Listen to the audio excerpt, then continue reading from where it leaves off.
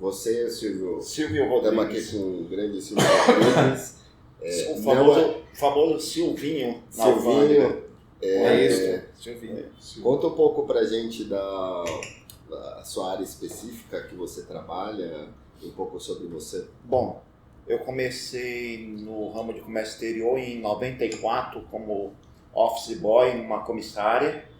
Qual o nome da comissária, Silvio? Era TK Comissária.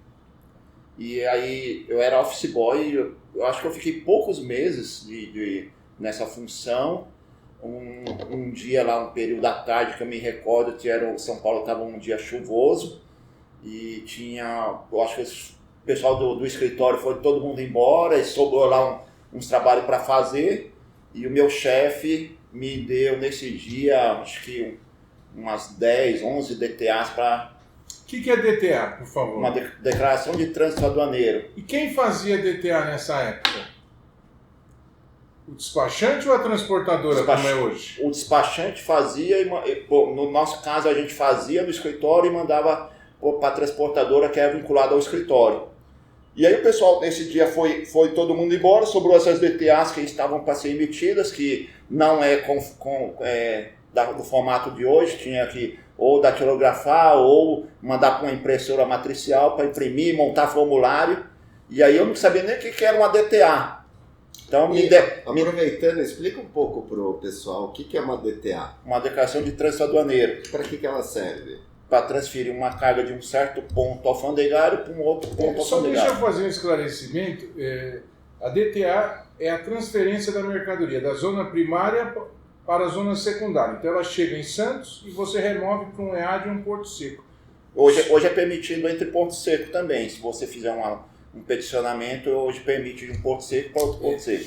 E na época também tinha DTA em trânsito, a instrução normativa número 34 de 81. Eu me lembro bem porque eu trabalhei para Brinquedos Mínimo e chegavam 100 containers. Então a gente tirava a carga de Santos, levava para o Colômbia na Moca, acho que muita gente vai lembrar da Moca.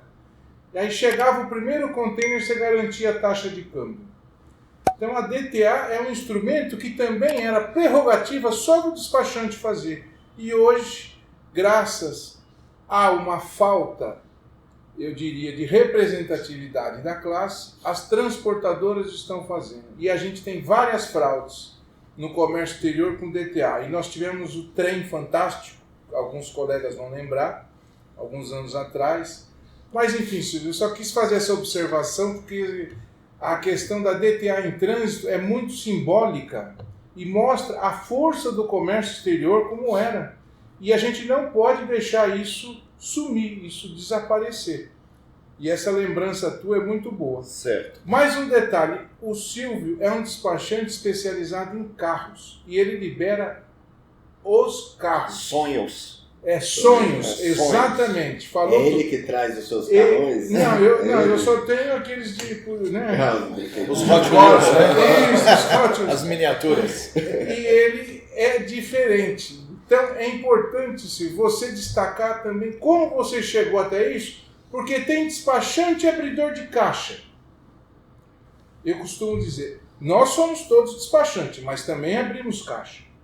Só que tem um despachante diferente. Por isso que ele está aqui, por isso que nós estamos aqui. O Zacarias também, com a questão do cabelo. Vamos lá. Doutor, então eu posso até me orgulhar assim, da fase que eu comecei na comissária, porque assim, eu passei, eu acho que por todos os departamentos dentro de uma empresa de despacho aduaneiro, hoje uma empresa de assessoria em comércio exterior. Então, eu comecei lá, office boy, aí nesse dia aprendi lá, sem saber nem mexer no computador direito, fazer uma declaração de trânsito aduaneiro, depois fui para faturamento, depois fui para importação, para licenciamento de importação, que antigamente era guia de importação, depois o despacho aduaneiro, conferência, e eu hoje, graças a Deus, tenho minha empresa e a gente toca não só no ramo do carro, mas também outros produtos, mas os carros hoje é um produto. Você libera?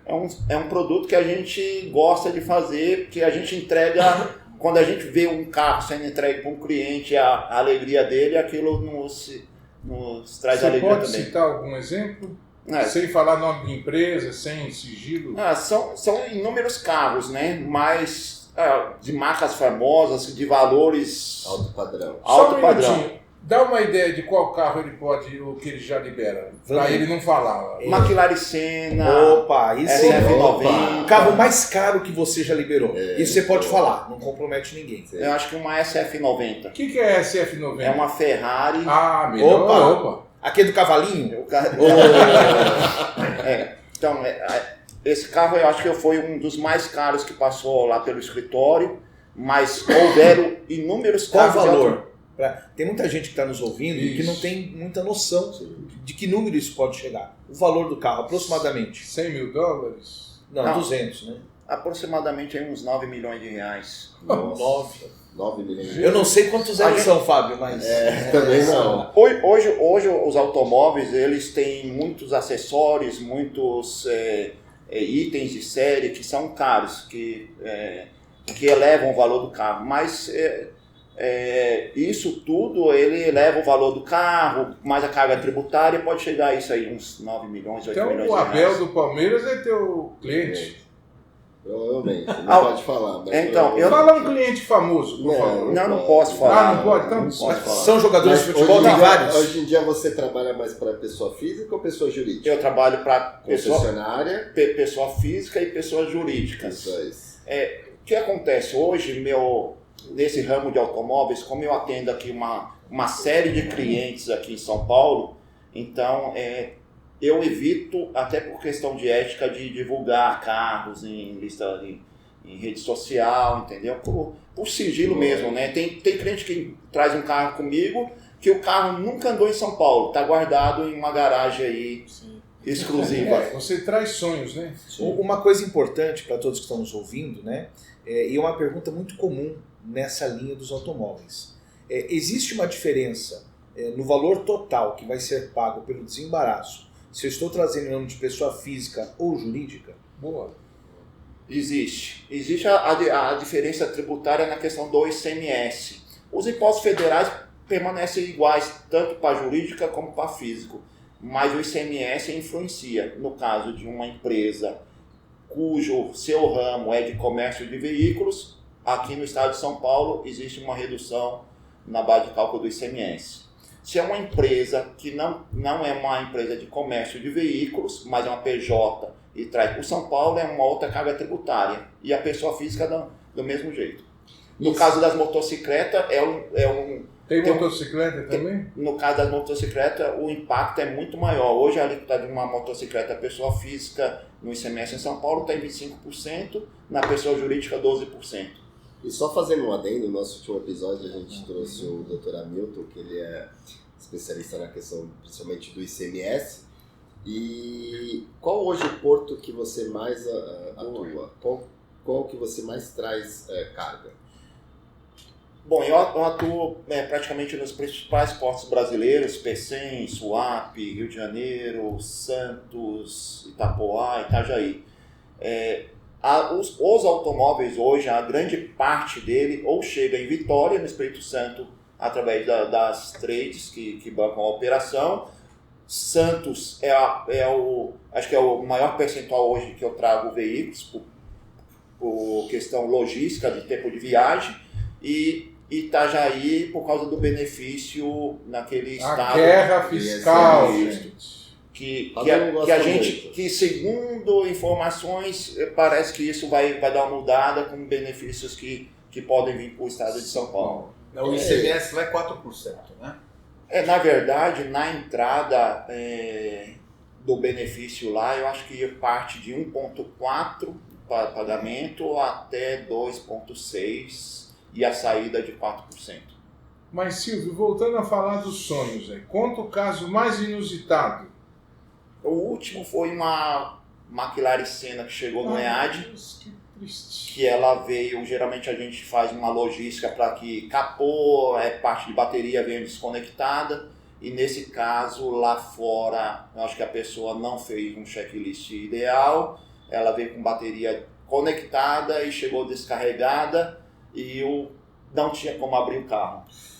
E aí? As portas abrem para cima, então, graças a Deus, com o meu corpo eu consegui, com um cabinho de vassoura, acionar um botãozinho que destravei a porta e eu, arrastando pelo container, consegui entrar no carro para poder ligar ele. Uau.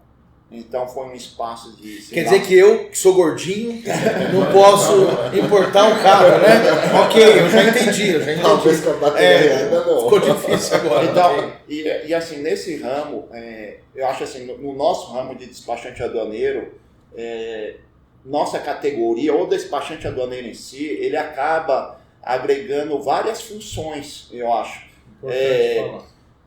Um pouco de direito, porque nós fazemos expedição, um pouco de engenharia, no meu caso eu tenho que entender um pouco de carro para poder descrever o carro, um pouco de atuante na área de medicina, para poder, se tem algum cliente da área de farmacêutico, insumo médico, para poder descrever bem, entendeu?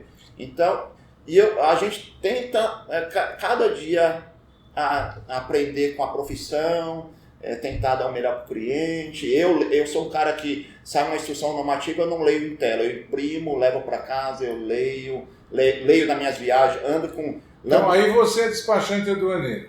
Sou despachante aduaneiro. E quando você vai abrir o carro, você é o abridor de caixa. Também sou despachante aduaneiro. Eu acho que uma das coisas mais legais da profissão, assim, que eu mais valorizo e eu admiro no despachante, porque na verdade o despachante é um cara ali para resolver tudo. Assim, o despachante aduaneiro é a pessoa de extrema importância e confiança que tem do cliente em saber de que qualquer problema que tenha, qualquer coisa, é o despachante que vai resolver. Sim. Né? Então, assim, a figura do despachante, eu acho que ela é tão importante, talvez inclusive existiria uma falta de regulamentação, né, que eu acho que a gente precisaria colocar um pouco também, mas isso que eu acho que é o mais admirável no despachante, é isso. Ele está ali como o braço direito do cliente para resolver o problema dele, né? Atualmente, por exemplo, nessa questão, voltando aos veículos, atualmente hoje, eu atendo outros colegas despachantes com o meu trabalho. Entendeu? É importante, a parceria, como é que funciona? Assim, eu prezo, eu não divulgo o cliente da pessoa, atendo, faço o meu faturamento, entrego para ele, entrego bem para o cliente, acompanha lá, ele posta nas redes sociais. E aí eu gosto até de ensinar outros profissionais, porque hoje, por exemplo, nos carros, de uns anos para cá, foram criados os flex, os híbridos e os 100% elétrico. Cada carro desse tem uma forma de você declarar para a Receita Federal. Se você declarar que é uma marca, modelo e versão, simples, com um número de chassi, a fiscalização vai te jogar no canal vermelho, lá vai você pagar 1% de multa para poder corrigir Mandaí. Multas aduaneiras também dá outra boa live. E aí você imagina um carro de 9 milhões de reais, você pagar 1% de multa. Como é que você se tornou despachante? Então, na minha época, não precisava do concurso, mas você tinha que trabalhar na área pelo menos por 2 anos como ajudante de despachante aduaneiro e depois você fazia o pleito para despachante. Eu também consegui minha admissão como despachante dessa Só forma. uma ressalva. Para mim me tornar ajudante de despachante aduaneiro, eu tive que me emancipar, porque eu não tinha a idade... Que idade você tinha? 16 anos. Que bacana. Então você começou muito cedo mesmo. Parabéns. Talvez o mais jovem, né? Talvez o mais ainda está jovem. Magrinho, MacGyver, nosso aqui. Nosso Speed Racer.